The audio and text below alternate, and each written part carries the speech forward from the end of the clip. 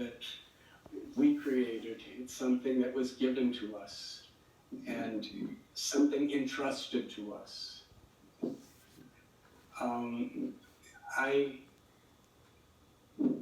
I had a natural inclination toward prayer, and as I grew in my teens, and I saw so many social problems. There was wars. There was a war in Vietnam with America, and there was so much prejudice against people of minority race, minority religion, and it just hurt me so bad. And I wanted to make a difference. And I naturally to God in that situation. And when I was in Greece praying for direction, living on an island in a cave, I heard a voice that said, "Go to India." It was a voice in my heart. And, and Kiranji and Senaji, I never met an Indian person in my whole life, because in the 50s and 60s, they were very rare in America. And I never ate Indian food in my life. I never even tasted a chili pepper in my life. And I had no map, and I had no money for a map, but I just decided I need to go to India. So I started hitchhiking from a Greek island to India, and it took about 4 months. And when I arrived at the border of India, I was actually rejected by the immigration agent because I had no money. And I prayed and I pleaded for about 6 hours until finally the guard changed and I was allowed in. And I'll never, and I pray to never forget this. As soon as I crossed the border, it was nighttime, and the border was just in a forest in Firozpur, Punjab. And I started walking at night, and no one around, walking through a field, and there was just stars in the sky, and I had no idea where to go or what to do. But never in my whole life did I feel so at home. Yes. I felt totally at home. I really felt, as soon as I started walking into the land of India, that I was being embraced by my own mother. And I was, every leaf on every tree and every star in the sky and every step I took, I just felt I'm home. And I felt like that ever since. Swamiji, allow me one more. Just continue. Yes. When you were at the Indo-Pakistan border, yes, the woman immigration rejected you because you didn't have the money, and you cried, and then you sat and waited for hours and hours. Then another man came who also rejected you, but in the end, tell us that story. I think it's very, very important. It's very moving. How did the woman reject you, and how did the man accept you? Tell us that story. Well, this was 1970. Yeah. And there was a no man's land between the border of Pakistan and the border of India. It was kind of like a wilderness in between where there was nobody living. Yes.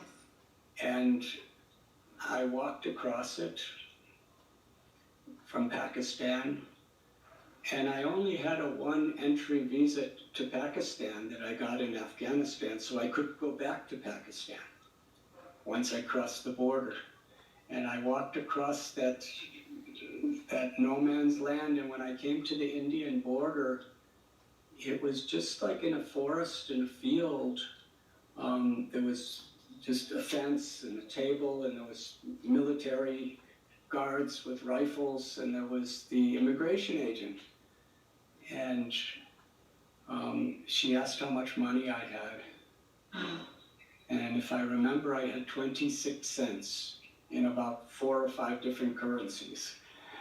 And she said I needed at least $200 to come into India. She said, "We have enough beggars already, we don't want another one." So she said, you come back when you have enough money. And I begged and I pleaded, but she was very firm. And what can I do? I turned back and I sat under a tree, but it took me 4 months to hitchhike there. So what am I going to do? I couldn't even go back. So it was very desperate, and every time I went back and pleaded with her, she became more angry. And at one time, she even had the guards put rifles in my face and said, go back. So I just sat under a tree, and then just around sunset, the guard changed, and a very large Sikh soldier took her place.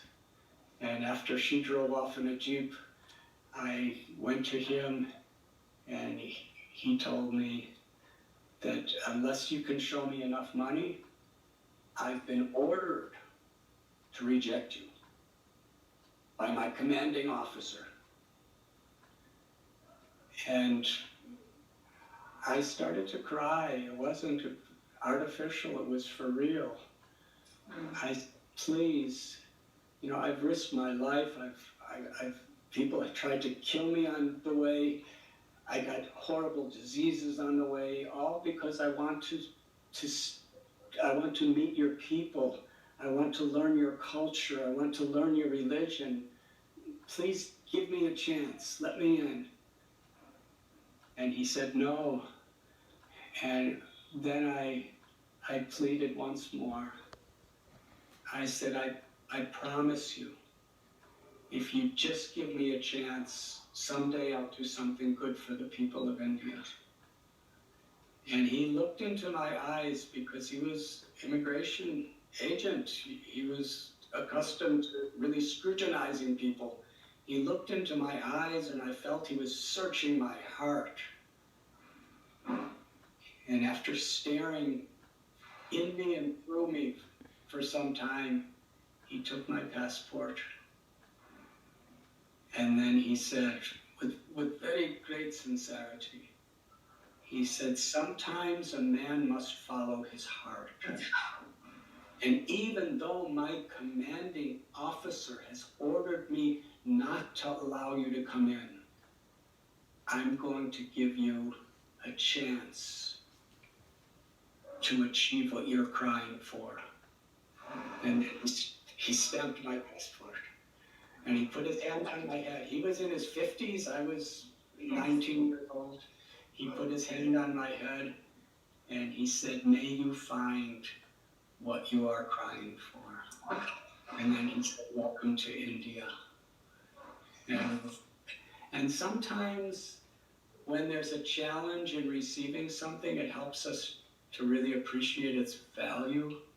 So when I took my first step in India, the fact that it took so long to get there, now I fly there from London and it takes 8 or 9 hours and I get off at the airport and the immigration let me in. But at that time it took me over 4 months to hitchhike and so many difficulties and such a challenge at the border.